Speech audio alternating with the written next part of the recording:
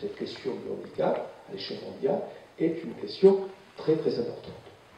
D'autant que ce qu'on se rend compte encore, c'est que, et là je cite une dernière étude de l'OMS qui a été publiée dans un journal médical scientifique britannique, The Lancet, qui indique que les enfants en situation de handicap sont 4 fois plus victimes de violences que les autres. 4 fois plus victimes. Alors vous allez dire, mais cette étude a été faite comment et où? Peut-être dans des pays défavorisés. Non, pas du tout. Cette enquête, cette diffusion, donc, résulte de 17 recherches qui ont été conduites dans des pays à haut revenu. Je cite quelques-uns: l'Espagne, les États-Unis, la Finlande, la France, Israël, le Royaume-Uni, la Suède, etc. Donc, nonobstant le fait que ces pays sont des pays assez confortables, eh bien, la violence est multipliée par 4 quand il s'agit d'enfants en situation de handicap. Sur le plan national, alors pour terminer, ces quelques repères. Sur le plan national, on est interrogé autant que les autres. Autant que les autres.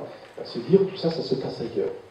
Je citais tout à l'heure, sur le temps du déjeuner, à ceux qui me recevaient gentiment, qu'on se posait, par exemple, chez nous, le problème de l'accessibilité, de l'accès au patrimoine commun.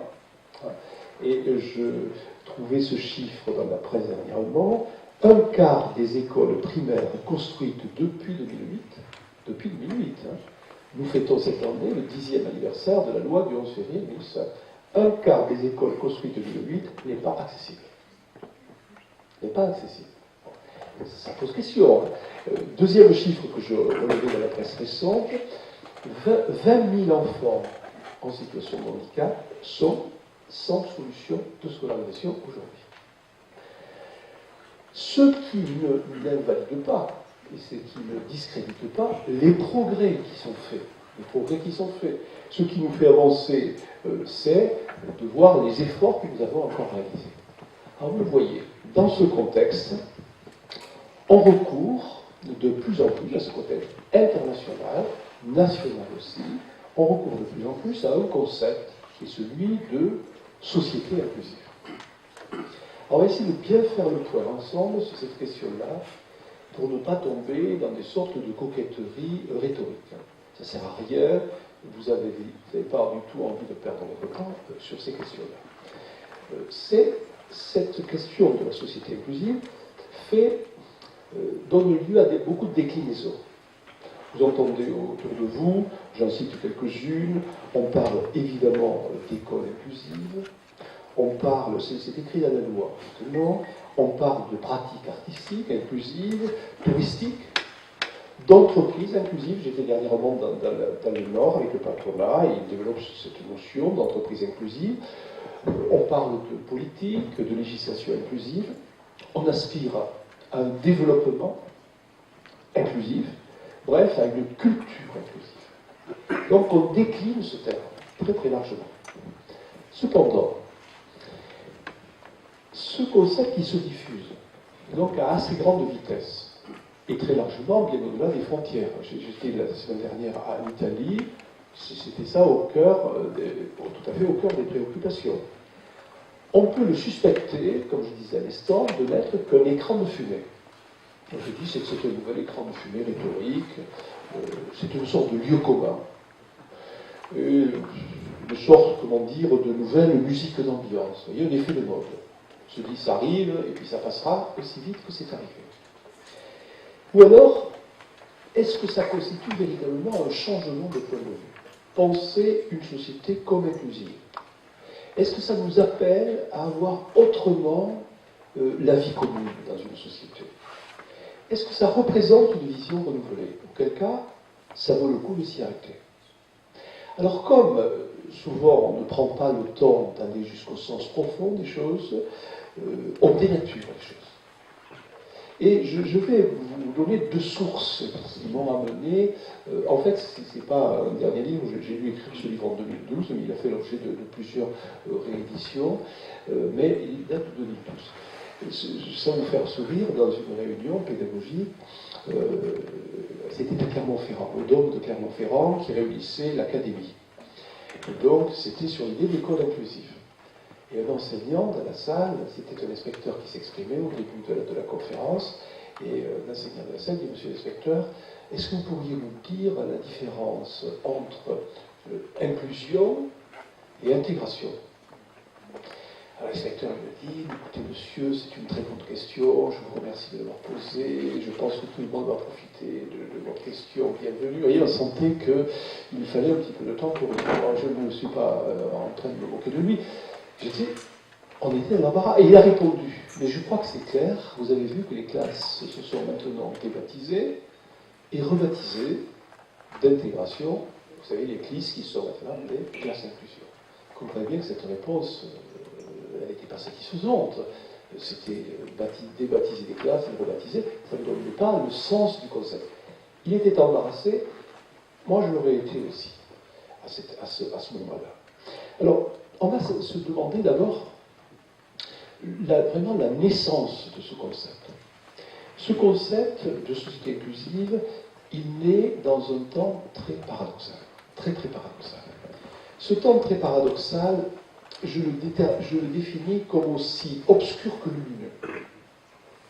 Ce temps que nous vivons, c'est un temps qui prône l'égalité, mais qui en même temps hiérarchise les vies en se demandant si toutes sont bien rentables et assez productives. Mais tout en prônant l'égalité. C'est un temps qui affirme respecter la fragilité et en même temps qui la marginalise. C'est un temps qui se perd dans la tentation de l'illimité et des idéaux de puissance. C'est une vraie question de nos sociétés. Quelle est la place laissée aux plus fragiles dans une société qui va vite, qui attend de la force, de la productivité, de la rentabilité? C'est un temps paradoxal encore parce qu'il se veut indépendant d'esprit, mais il est soumis à des normes de plus en plus souveraines. Et ces normes esthétiques, juridiques, sociales sont mises en scène à grand bruit. Et souvent, ça va vous arriver, on se dit: mais moi je ne suis pas la norme, je ne suis pas comme il faudrait être. Tant ces normes s'imposent à nous. Alors indépendant d'esprit, mais très assujetti en même temps. C'est un temps qui développe, semble-t-il, une pensée du divers et de l'universel, mais en même temps, un temps qui s'égare dans des particularismes et des communautarismes, jusqu'à l'excès. Et c'est un temps également où l'on parle volontiers d'accompagnement humain, tandis que nombre de personnes dans nos sociétés autour de nous connaissent une fragilité surajoutée et vivent en même temps, à cause d'elle, des sentiments de délaissement.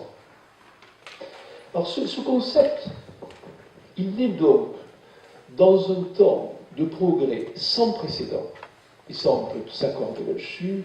Le 20e, ce sont des progrès exponentiels sur un temps très court, jusqu'à la révolution informatique de la fin du siècle.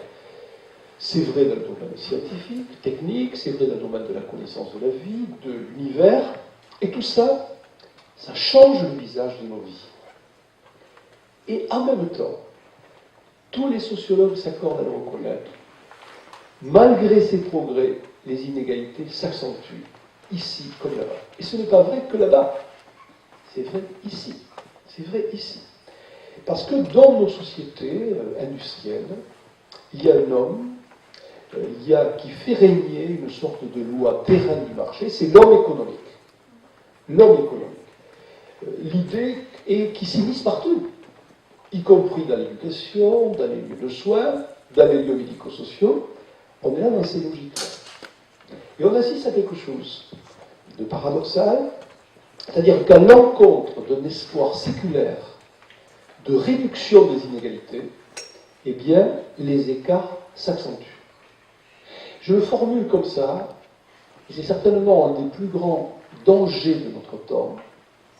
Des îlots de commodité côtoient des océans d'empêchement. Les conforts ne peuvent plus comprendre les inconforts. Il y a une sorte de dissymétrie. Nous vivons dans un temps contradictoire, très contradictoire. Ce qui m'avait beaucoup frappé, et qui le spécifie ce temps, c'est le rapport de l'Oxfam avant le sommet de Davos. Ce rapport de l'Oxfam indiquait que 1% des plus riches au monde possédaient 50% des richesses du monde. Ce n'est pas 10%. Je l'ai dit aux étudiants à l'amphithéâtre, ils m'ont dit, monsieur, vous vous trompez, ça va être 10%. 1%, c'est pas possible. J'ai dit, allez vérifier. C'est 1% des plus riches possèdent 50% des richesses du monde. Donc, vous voyez le défi. Alors, dans un tel paysage, sur quel fondement une société inclusive peut-elle s'édifier? Alors, ce que je vous propose de manière métaphorique, c'est de l'imaginer, cette société qui n'est pas à construire par les autres, ce que nous avons à construire chacun à notre mesure. Chacun à notre mesure. Eh bien, de l'imaginer comme cet édifice, cette maison, qui repose sur 5 piliers. 5 piliers fondateurs. Pour qu'il y ait cette idée de société inclusive. Le premier pilier porteur de cette maison, donc je les développe successivement, c'est celui qui nous invite à distinguer deux notions, vivre et exister. Alors les amis, je vous demande une chose, c'est de ne pas imaginer qu'on parle simplement des personnes en situation de handicap. On parle de nous. On parle de nous, c'est-à-dire on parle de chacun de nous. Les personnes en situation de handicap ne constituent pas une humanité à part. C'est la même. Si ce n'est que ces expressions sont différentes, mais c'est la même humanité. Alors, distinguer le vivre et l'exister. Je l'exprime comme cela. Vivre sans exister dans une société, c'est la pire des exclusions. Alors donc, une société inclusive ne défend pas simplement le droit de vivre, mais celui d'exister. Quand on dit vivre, vous serez d'accord avec moi, c'est ce que nous partageons avec tous les organismes vivants.